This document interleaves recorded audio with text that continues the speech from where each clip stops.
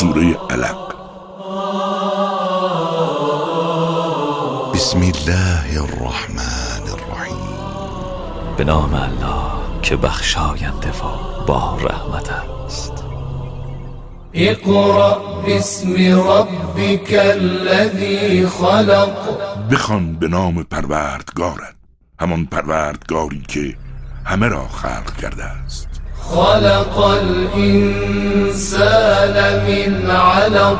همان که آدمی را از لخت خونی آفرید. اقرأ و ربک الاکرم الذی علم بالقلم.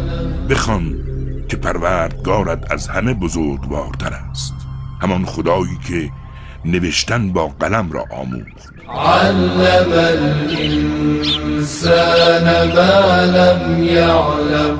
و به انسان آنچه را که نمیدانست تعلیم داد.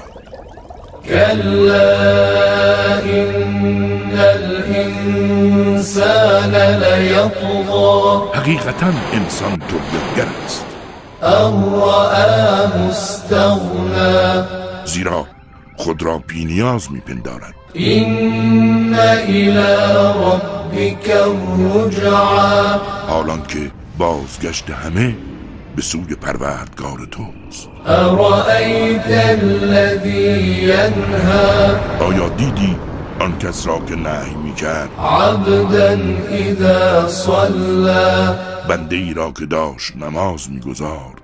ارأیت این کان علی الهدی او امر بالتقوی. به من خبر دهید اگر این بنده بر راه هدایت باشد و یا به پرهیزکاری فرمان دهد. ارأیت این کذب و تولی. چه میگویی اگر انسان طغیانگر حقیقت را انکار کند و از آن روی بگرداند؟ الم یعلم بان الله یری. آیا نمیداند که خدا همه عملکردهای او را میبیند؟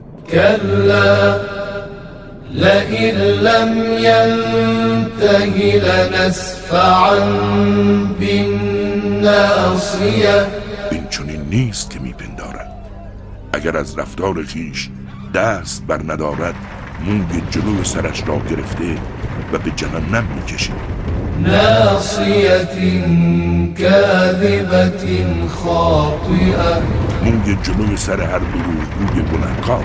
فلیدع نادیه. پس هر که را میخواهد به فریاد رسی صدا زند. سندع الزبانیه. ما نیز مأموران جهنم را فرا میخوانیم. کلا لا تطعه واسجد واقترب. چنان نیست که میپندارد. او را هرگز اطاعت مکن و خدای را سجده نمای و به او نزدیک شو.